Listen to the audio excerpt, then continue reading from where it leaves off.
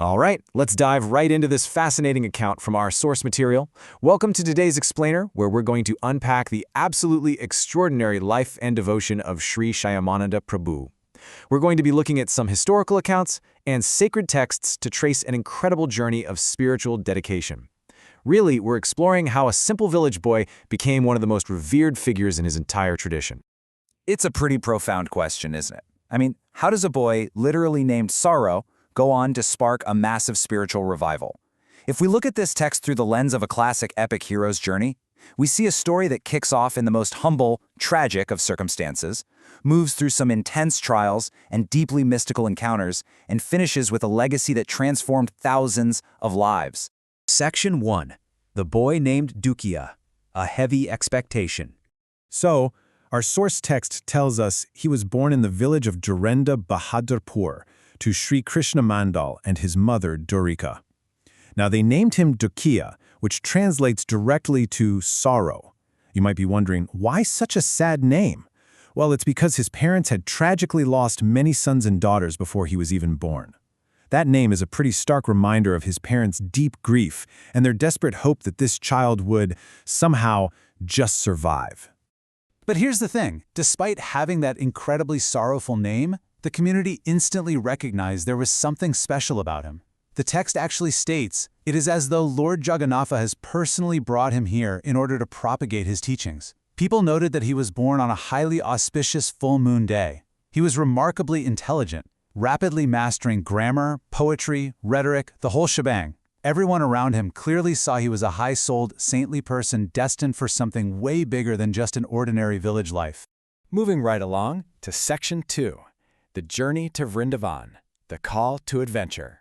Now, this wasn't just a quick trip down the road.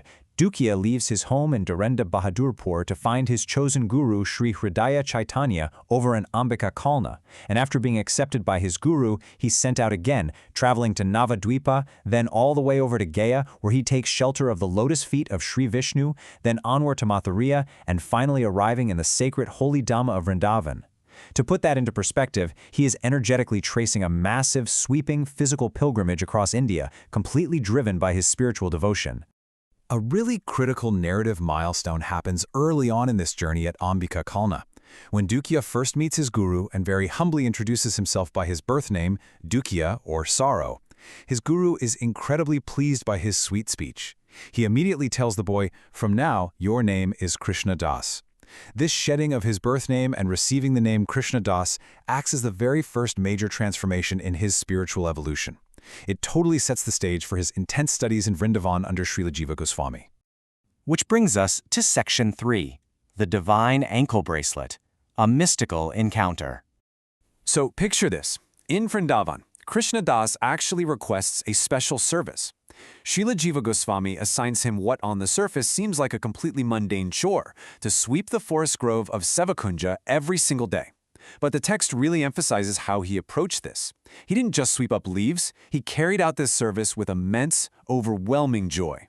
Tears would flow from his eyes. He'd loudly chant, become completely inert remembering divine pastimes, and get this, he would even place the dust-filled broom right upon his own head.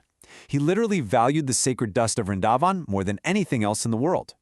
And according to the text, that pure devotion triggers a rapid-fire, completely miraculous sequence of events.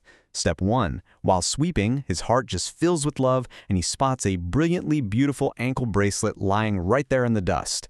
Step 2. The very next morning, a radiant girl named Visakha comes looking for it, saying she was sent by the new bride who lost it.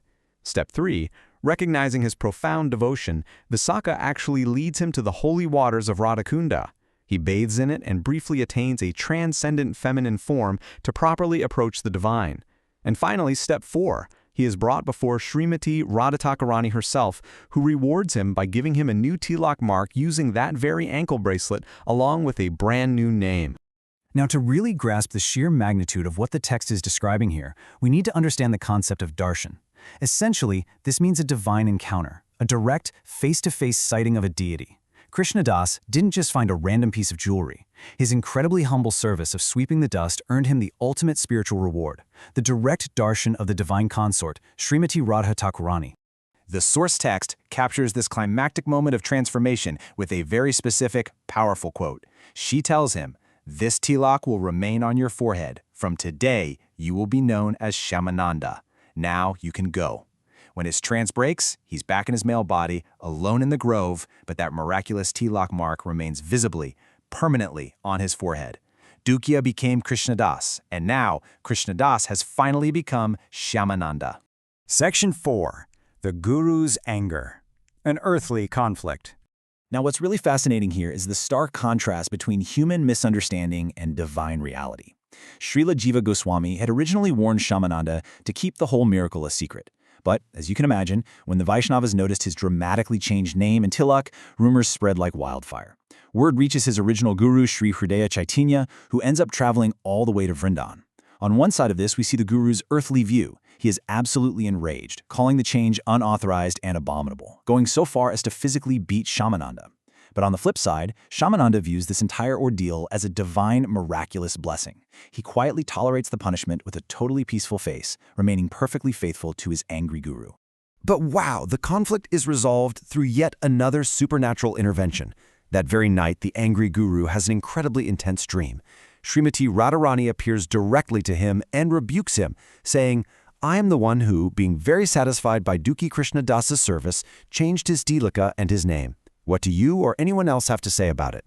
The guru wakes up in a sweat, realizes his massive offense, begs for forgiveness, and the very next morning, he embraces Shyamananda with tears in his eyes, publicly declaring how incredibly fortunate his disciple truly is.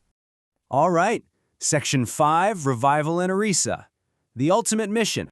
After fully mastering the scriptures over in Vrindavan, Shyamananda is given his ultimate assignment.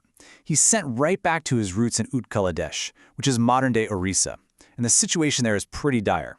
Most of the previous devotees had passed away, and the spiritual movement had essentially just grinded to a total halt. His mission, ordered by his guru, is to basically single-handedly restart and revive these teachings in his homeland. And get this, his arrival was literally prophesied. In Orissa, there was a deeply devoted landholder named Rasi who was desperately seeking a true spiritual master. One day, while sitting alone, full of anxiety, Rasik hears a divine voice out of nowhere. The text recounts it as, "Rasik, don't be in anxiety anymore. Very soon, a very great personality of the name Shyamananda will arrive here," which completely proves that Shyamananda's return wasn't just a regular road trip. It was a beautifully, divinely orchestrated homecoming. This brilliantly illustrates the vast, diverse range of people Shyamananda transformed the second he returned. He initiated Rasik and his entire family. He captivated a wildly powerful local yogi named Damodara simply by the spiritual effulgence of his body. He was invited by the wealthy, noble citizens of Balarampur and literally shifted their entire culture. And he even spent days in Sri Nrsimpur, melting the hard hearts of the local atheists with his talks. I mean, he was an absolute spiritual force of nature, reaching every single stratum of society. The concrete result of all this lifelong devotion is a truly lasting legacy. Day by day his glory spread, eventually leading him to Gopi Ballabhpur. The people there were so deeply moved that they actually funded the construction of a massive temple. And we're not talking about a small roadside shrine. It was a full-blown community hub, complete with a huge Sankirtana hall, a kitchen, residential quarters, and beautiful gardens. The boy, originally named Sorrow, had successfully revived a massive spiritual community that would outlast him by generations. So what does this all mean for us? The absolute crucial takeaway from this explainer is the immense power of devotion in the little things.